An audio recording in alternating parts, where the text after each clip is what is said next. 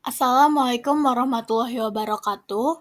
Di sini kami dari Universitas Islam Negeri Syarif Hidayatullah Jakarta, Fakultas Ekonomi dan Bisnis, dengan program studi Ekonomi Pembangunan. Kami dari kelompok 2, mata kuliah Ekonometrika 2. Di sini kami ingin membahas tentang regresi dengan data kategorik logistik.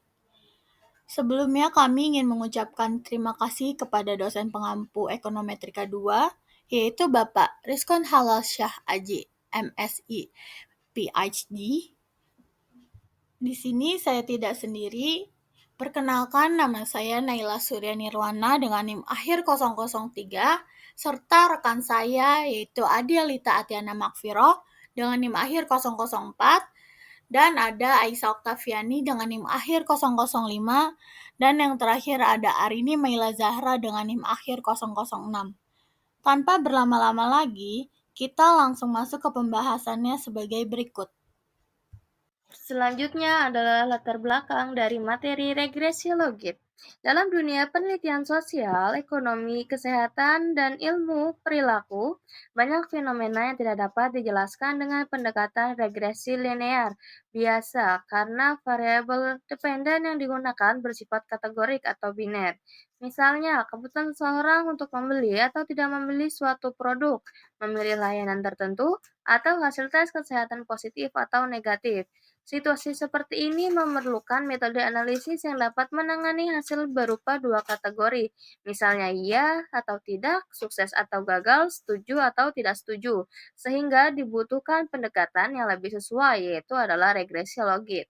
Regresi logit atau yang dikenal sebagai logistic regression merupakan salah satu metode dalam statistika yang digunakan untuk memodelkan hubungan antara satu atau lebih variabel independen dengan variabel dependen yang bersifat dikotomis atau binari.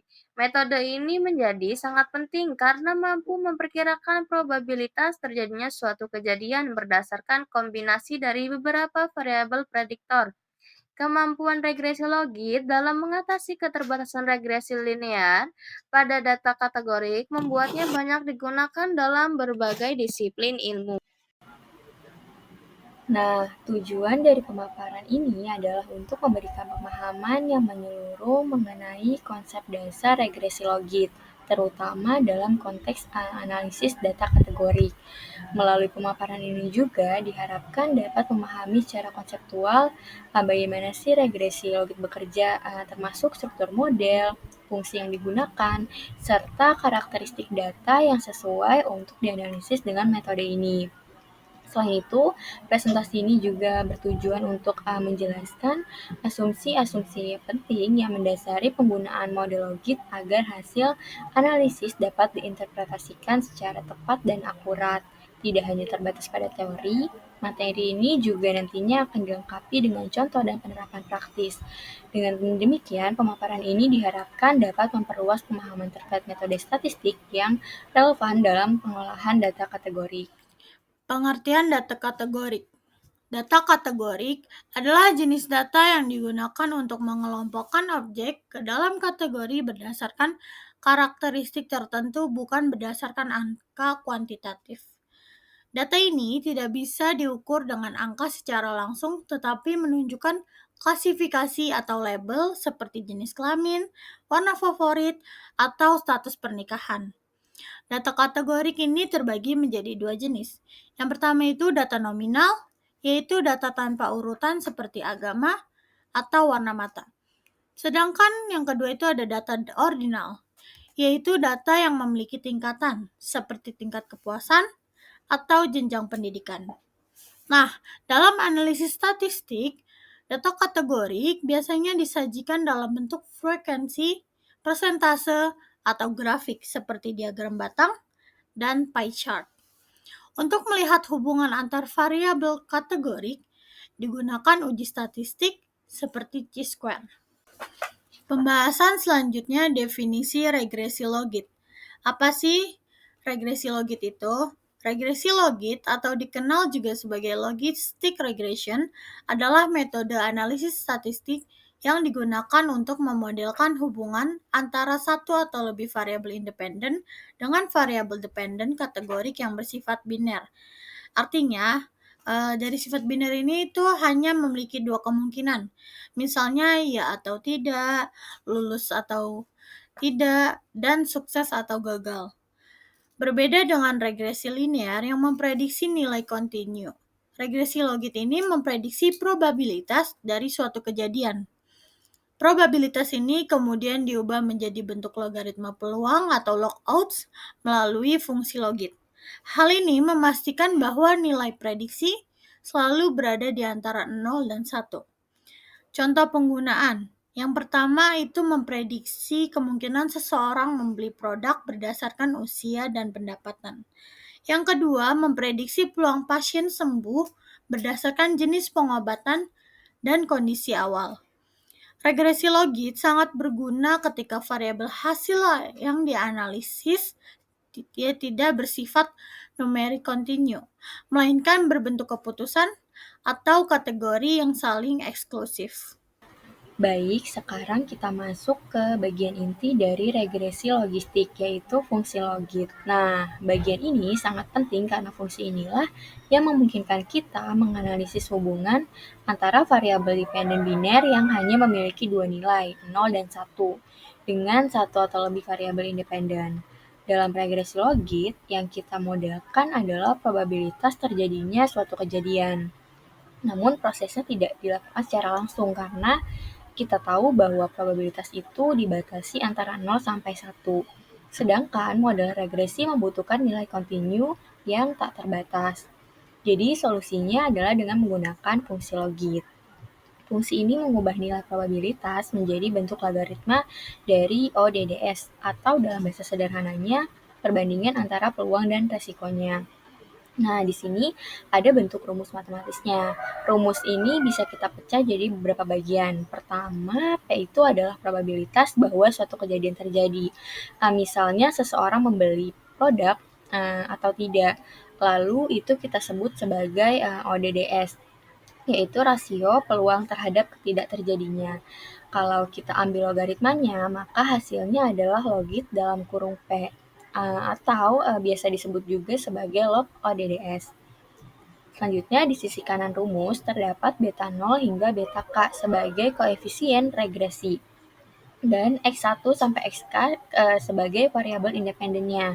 Nah, koefisien-koefisien ini menunjukkan seberapa besar sih pengaruh masing-masing variabel bebas terhadap perubahan log ODDS kejadian yang kita amati. Nah, intinya model logit ini sangat berguna untuk membuat hubungan antara variabel bebas dengan kejadian biner menjadi lebih logis dan bisa ditafsirkan. Kita tidak langsung memodelkan nilai 0 atau 1, tapi memodelkan peluang terjadinya kejadian tersebut melalui pendekatan logit. Baik, selanjutnya asumsi model logit. Nah, agar model regresi logit dapat digunakan secara tepat dan hasil valid, terdapat beberapa asumsi dasar yang perlu dipenuhi. Pertama, variabel dependen dalam model logit harus bersifat biner, yaitu hanya memiliki dua kemungkinan nilai, biasanya dilambangkan dengan 0 dan 1. Misalnya 1 untuk membeli dan 0 untuk tidak membeli. Yang kedua, setiap observasi harus bersifat independen. Artinya tidak boleh ada hubungan atau ketergantungan antara satu pengamatan dengan pengamatan lainnya. Contohnya, jika kita menggunakan data responden, maka jawaban dari satu orang tidak boleh mempengaruhi jawaban orang lain.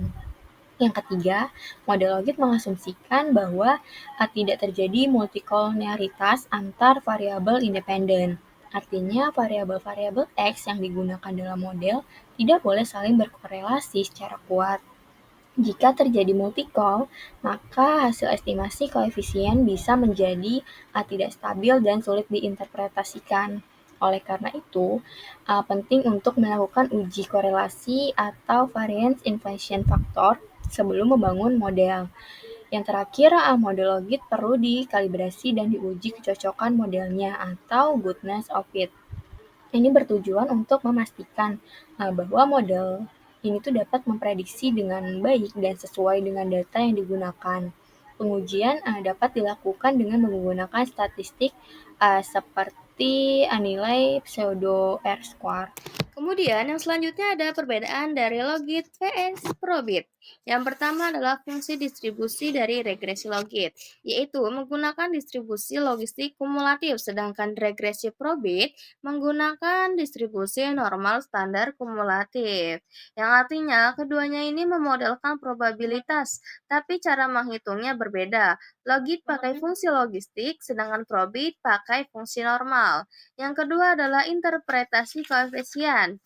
Jika logit, koefisien hasil regresi bisa diubah menjadi odds ratio. Sedangkan probit, koefisien tidak bisa langsung diubah menjadi odds, melainkan dalam bentuk nilai z-score dari distribusi normal. Jadi hasil logit lebih mudah dipahami secara praktis karena bisa bilang peluang meningkat 2 kali lipat, sedangkan probit lebih teoritis dan statistik. Selanjutnya ada kegunaan yang praktis. Jika regresi logit lebih sering digunakan dalam riset sosial, ekonomi, dan pemasaran, sedangkan regresi logit lebih sering digunakan dalam biostatistik dan psikometri. Jadi, pilih logit untuk analisis praktis dan kebijakan, sedangkan pilih probit untuk studi yang lebih teoritis atau medis. Baik, selanjutnya kita masuk ke pengaplikasian aplikasi FUS. Jadi, untuk langkah yang pertama, kita bisa membuka program FUS. Setelah terbuka, kita bisa langsung masuk dan memilih menu file, lalu new work file untuk memulai pembuatan work file baru yang akan kita bahas dalam analisis regresi logit ini. Oke, selanjutnya ini kita membuat work file baru dengan memilih jenis data time series atau cross section. Misalnya kita pilih data time series dengan format kuartalan dari tahun 2007 kuartal 1 sampai 2014 kuartal 4. Sini kita juga bisa memberi nama file kerja, misalnya regresi Q sesuai jenis data yang digunakan. Untuk langkah yang ketiga, kita bisa mulai input data dari Excel. Jadi setelah work file siap, bisa mengimpor data dari Excel menggunakan forward seperti itu. Langkah selanjutnya ini estimasi model regresi. Jadi setelah data berhasil dimasukkan, kita mulai estimasi model dengan format seperti itu, equation, EQL, 1S, Y1, C, X1, X2, X3. Artinya kita sedang mengestimasi regresi logit untuk variabel dependen Y1 dengan variabel independen X1, X2, dan X3. Nah, huruf C tersebut itu menunjukkan bahwa kita menyertakan konstanta dalam model. Langkah selanjutnya kita bisa uji normalitas. Jadi, untuk memeriksa apakah residual dalam model ini bersifat normal, kita bisa menggunakan format EQL hits lalu freeze normalitas. Jadi, hasilnya itu adalah histogram residual yang bisa digunakan untuk uji normalitas seperti JARQ, Bera test. Hasil ini juga disimpan dengan nama normalitas. Untuk langkah selanjutnya itu uji autokorelasi. Jadi uji autokorelasi ini tuh dengan format EQL auto 2 lalu freeze autokorelasi yang dimana angka 2 ini tuh menunjukkan jumlah leg. Jadi 2 periode ke belakang. Nah, hasil uji LM ini digunakan untuk mengecek apakah terjadi hubungan antar residual dari waktu ke waktu. Oke, selanjutnya ini uji homokedastis. Jadi, untuk menguji apakah model tersebut itu mengalami heterokedastisitas, itu kita digunakan tuh EQL White lalu freeze heteroskedas. Nah, metode White ini tuh digunakan untuk mendeteksi adanya ketidaksamaan varians dalam residual. Nah, yang nantinya hasilnya itu akan memberitahu kita apakah model logit ini tuh stabil dari sisi varians residualnya. Nah, ini untuk hasil dari semua uji-uji sebelumnya bisa kita tampilkan dalam analisis lebih lanjut di tab output FUs. Nah, dari sinilah kita bisa nih ngebaca nilai probabilitasnya, koefisiennya, signifikansinya, dan hasil pengujian model secara keseluruhannya. Kemudian ada kelebihan dan kelemahan dari regresi logit. Yang pertama, kelebihan dalam sifat data yaitu cocok untuk variabel biner, yang dimana regresi logit ini dirancang khusus untuk variabel dependen yang hanya memiliki dua kategori, misalnya iya atau tidak, lulus atau gagal. Selanjutnya adalah interpretasi, yaitu bisa diubah ke odds ratio. Nah, koefisiennya ini bisa dikonversi menjadi odds ratio, sehingga bisa diartikan sebagai seberapa besar kemungkinan suatu kejadian itu bisa terjadi. Selanjutnya ada robustness, yaitu tahan outlier, tidak butuh normalitas, yaitu di mana distribusi logistik ini lebih ramah terhadap nilai ekstrim dibandingkan metode lain seperti probit. Kemudian yaitu selanjutnya ada kegunaan. Nah, kegunaan dari regresi logit ini dia bisa luas di banyak bidang. Selanjutnya itu adalah kelemahannya. Nah, dalam datanya, kelemahannya itu tidak bisa untuk data yang lebih dari dua, yaitu tidak bisa digunakan jika variabel dependen memiliki lebih dari dua kategori, kecuali diubah menjadi multinominal logit yang lebih kompleks. Kemudian interpretasinya, logodds bisa membingungkan, meski bisa diubah ke odds, nilai awal koefisien dalam bentuk logodds itu kurang mudah dipahami oleh orang-orang yang awam. Selanjutnya itu adalah robustness, yaitu perlu data cukup dan seimbang, yang dimana jika jumlah data terlalu kecil, hasilnya bisa bias atau tidak stabil, terutama jika ada ketidakseimbangan antara kategori, misalnya yaitu terlalu banyak 0 daripada 1. Nah, selanjutnya yang terakhir yaitu adalah kegunaannya, asumsi independen antar observasi, yaitu logit Logit mengasumsikan bahwa tiap observasi tidak saling mempengaruhi, sehingga tidak cocok jika datanya memiliki struktur yang berulang atau berkelompok, misalnya seperti data panel, data waktu, dan lain-lain, kecuali dilakukan dengan perluasan model. Kesimpulannya, regresi logit merupakan metode analisis statistik yang digunakan untuk variabel dependen kategorik biner. Model ini penting di berbagai bidang karena mampu menjelaskan hubungan non-linear antara probabilitas kejadian dan variabel bebas, dengan asumsi seperti tidak adanya multikolinearitas tinggi dan independensi observasi. Regresi logit lebih mudah diinterpretasikan dibandingkan dengan model probit.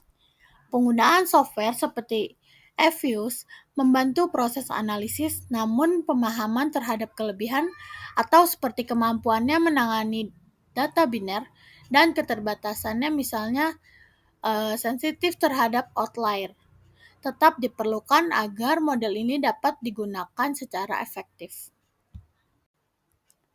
Baik, terima kasih. Mungkin itu saja pembahasan dari kelompok 2.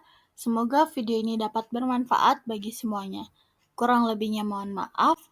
Wassalamualaikum warahmatullahi wabarakatuh.